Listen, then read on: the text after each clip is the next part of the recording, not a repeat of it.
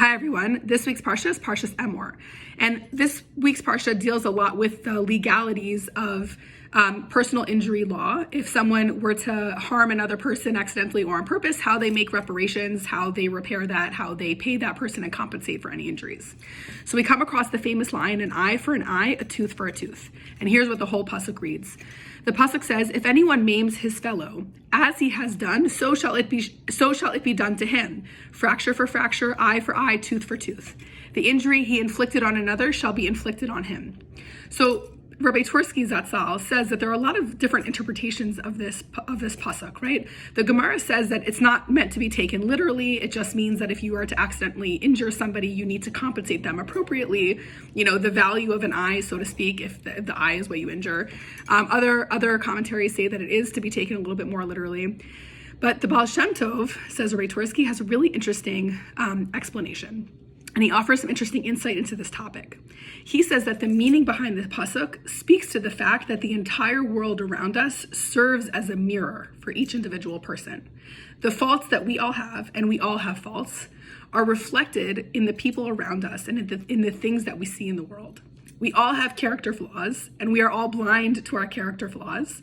And God creates a world for each of us individually where we have the opportunity to gain insight into ourselves by the things that we notice about others, right? So the defects that we are especially attuned to seeing and noticing in other people are generally a mirror of the things that we ourselves possess as character defects or flaws.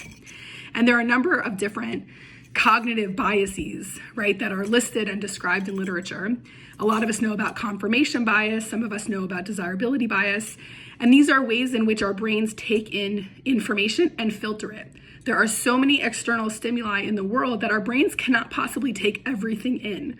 Our brains are really wired to keep certain filters in place. This is called a bias, to keep us comfortable, to keep our egos comfortable.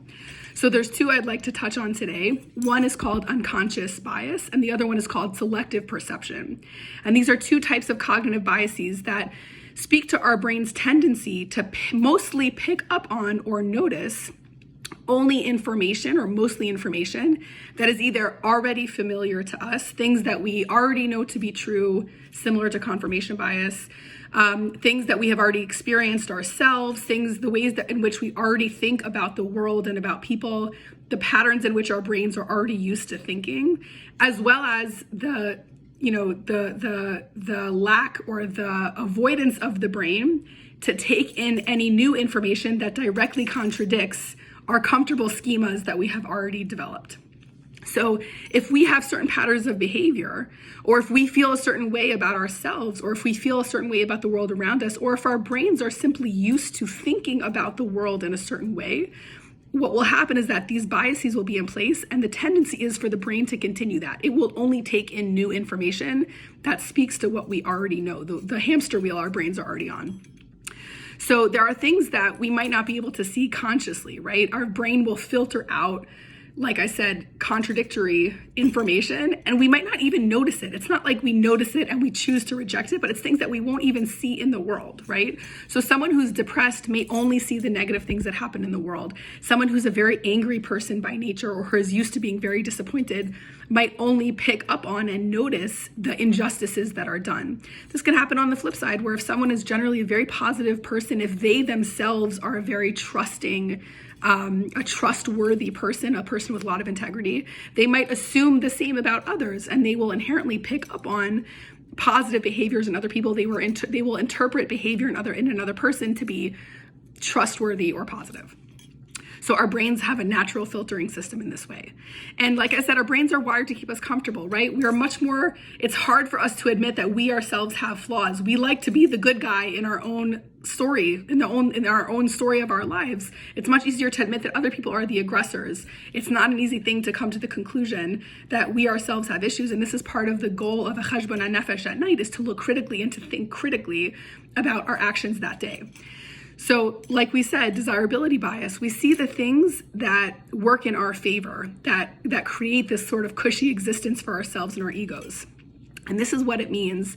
The injury he inflicted on another shall be inflicted on him.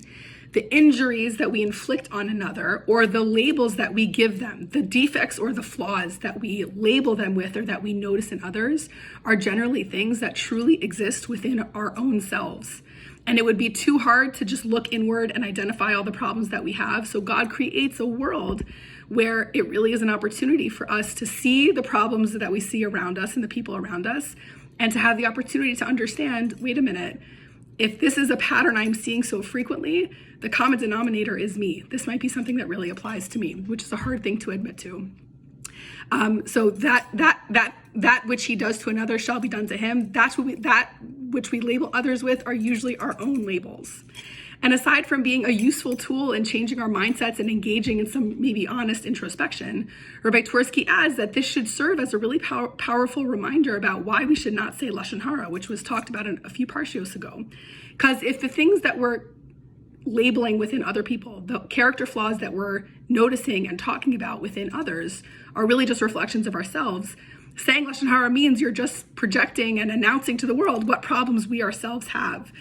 And I would add that on a spiritual level, we learn, if we say Lashon Hara about somebody else, on a spiritual level, we know that we take on that person's sins. So truly, the labels that we're giving to the person, the problems that we're identifying within another, we really inherit ourselves if we are saying Lashon Hara about the other person.